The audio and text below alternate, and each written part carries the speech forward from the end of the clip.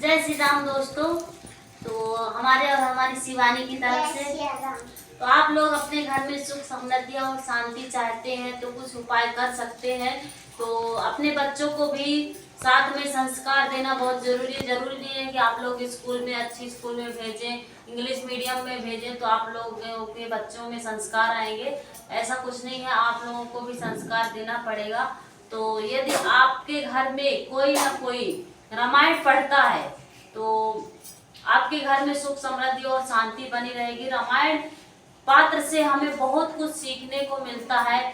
जैसे सोचा जाए तो इसमें क्या मिलता है, त्याग मिलता है, प्यार मिलता है और बलिदान मिलता है। तो सभी की सीख मिलती है इसमें रामायण में। तो देखिए रामायण है, श्री रामचरितमानस है। तो आप सभी लोगों को किसी न किसी को मतलब घर में एक व्यक्ति को जरूर पढ़ना चाहिए। मेरे पापा भी पढ़ते हैं और सोचा जाए तो मेरे ससुर जी भी पढ़ते हैं। तो पढ़ने से बहुत अच्छी सीख भी मिलती है और यदि हम पढ़ेंगे तो हमारे बच्चे भी पढ़ेंगे। ऐसा नहीं कि आज हम नहीं पढ़ेंगे हमारे बच्चे नहीं देखेंगे, तो हमारे बच्चों को भी पढ़ना ही नहीं है। आजकल तो ऐसे भी पढ़ने में बच्चे बहुत कुछ डर रहे हैं और उनको संस्कार का भी ज्ञान नहीं दिए। जरूरी नहीं है कि आप स्कूल भेजें, स्कूल में हाँ अच्छी शिक्षा दी जाती है, संस्कार भी मिलते हैं, पर साथ में आप लोग यदि घर में भी थोड़ा सा संस्कार देंगे तो बहुत ही अच्छा होगा। तो रामायण पढ़ना चाहिए, भले से आप दिन में एक बार पढ़ें, भले से आप टाइम नहीं है तो 10 मिनट निकाल कर आप पढ़ सकते हैं। घर में ऐसा नहीं कि सभी लोग पढ़ें, किसी एक व्यक्ति पढ़ लेगा तो बहुत ही अच्छा, घर में सुख समृद्धि शांति बनी रहेगी। घर में मतलब लड़ाई झगड़े नहीं होंगे और सब में प्यार बना रहेगा।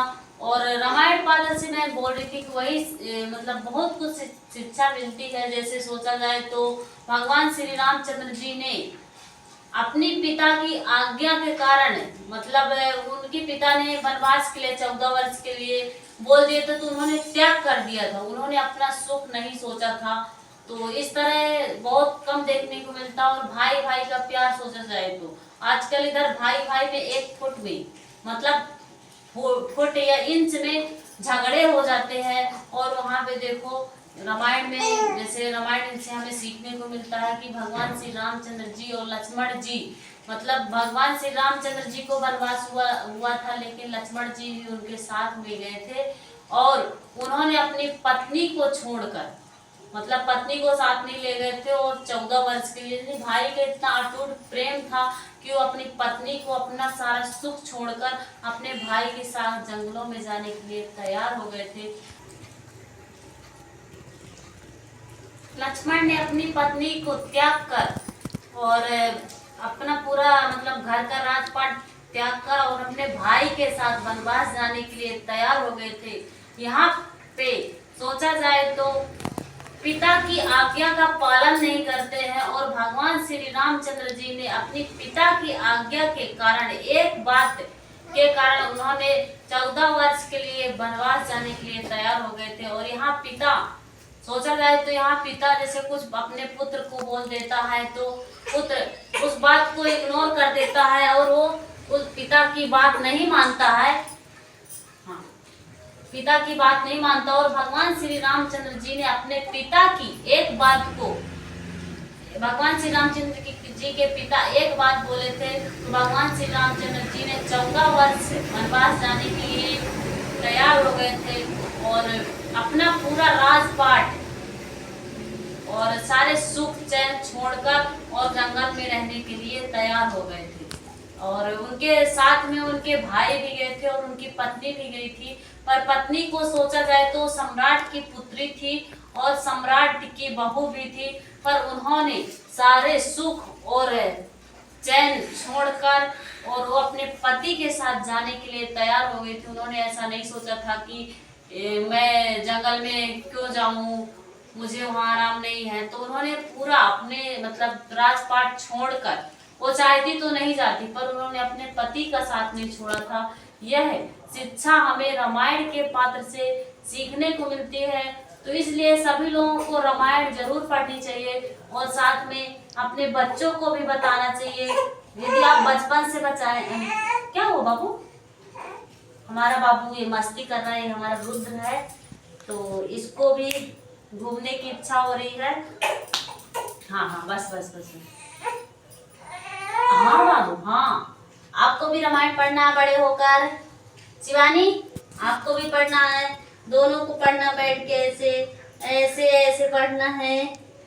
तो बहुत कुछ शिक्षा मिलती है हमारे रामायण के पात्र से।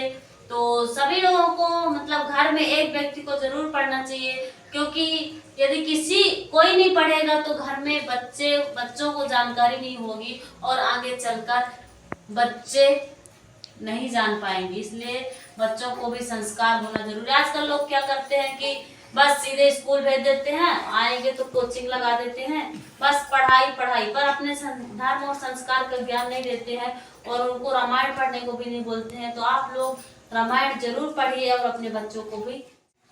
तो शुरू करते हैं अब रामायण पढ़ना। तो आप लोगों को समाज सुनाऊंगी, सुंदर कांड के कुछ दोहे आप लोगों के साथ शेयर करूंगी, जिसमें से जब सीता जी वनवास में थी 14 वर्ष के लिए, तब रावण ने उसको चुरा कर ले गया था लंका में। तब हनुमान जी उनकी खोज में गए थे। तो वहां का संवाद मैं आप लोगों को सुनाना चाहती हूँ। तो जावंत के वचन सुहाए, सुनि हनुमंत हृदय अति भाए। तब लग मोहि परखेउ तुम भाई, सही दुखे कंद मूल फल खाई। जावंत के सुंदर वचन सुनकर हनुमान जी के हृदय को भा गए और वो बोले, हे भाई, तुम लोग दुख सहकर कंद मूल फल खाकर तब तक मेरी राह देखना।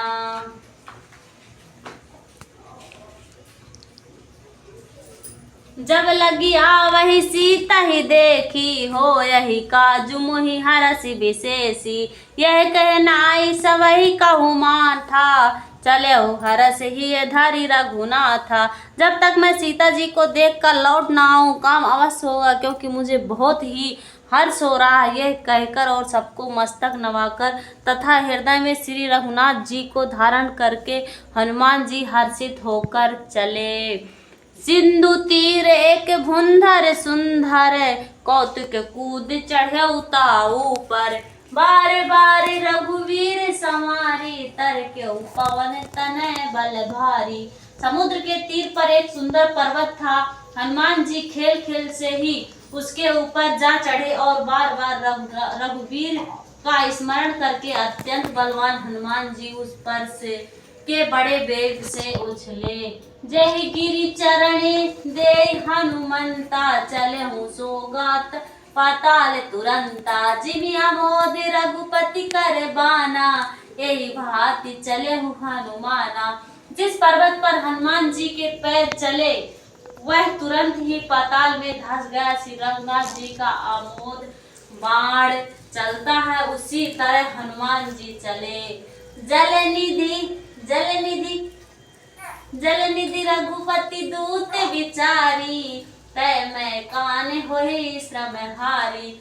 समुद्र ने उन्हें रघुनाथ जी का दूत समझकर मैकल पर्वत से कहा कि हे मैकल, तू इनकी थकावट दूर करने वाला है, अर्थात अपने ऊपर इन्हें विश्राम दे। सियावर रामचंद्र की जय। राजा रामचंद्र बजरंग बली, कौशल किशोर महादेव देव की जय।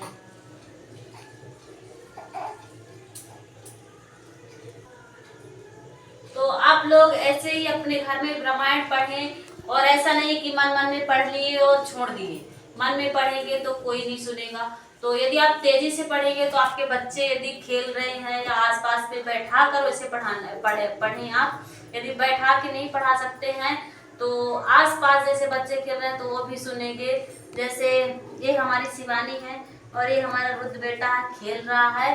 तो ऐसे ही आप रामायण हर दिन पढ़ें तो आपके बच्चों में भी संस्कार आएगा, तो आपके बच्चे भी सीखेंगे। आगे चलकर आप लोगों को वृद्धावन आश्रम नहीं छोड़ेंगे। हालांकि हर बच्चे नहीं छोड़ते हैं, मतलब अपने माता पिता को वृद्धावन आश्रम में, लेकिन कोई कोई ऐसा होता है कि अपने बच्चों को जैसे ही बूढ़े हो जाते हैं तो उनको आश्रम में छोड़ देते हैं। क्या हुआ बाबू, क्या चाहिए आपको, घूमने चलना है?